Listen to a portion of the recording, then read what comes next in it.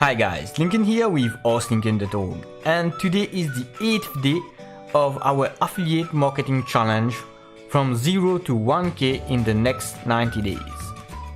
So just as a recap to you, what I did yesterday is, yes, of course I made the mistake of corrupting my website. Now I have to rebuild that. And just something for you, just make a backup of your website. You can copy your website in below. And I'm also making some money doing funnel tuning and website building. For any of you who don't know how to build funnel, I build funnel. And in terms of money, email marketing, I'm not really working on that. I'm still having trouble connecting my domain. I didn't spend time to learn on how to do that.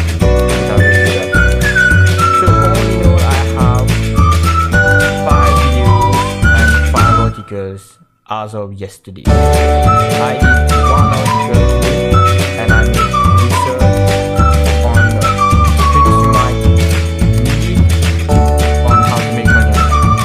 And as of the 15th, since I will be having like 10 to 20 videos because I will do some of them.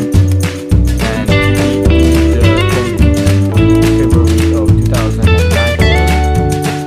I will be making some videos so as to build something.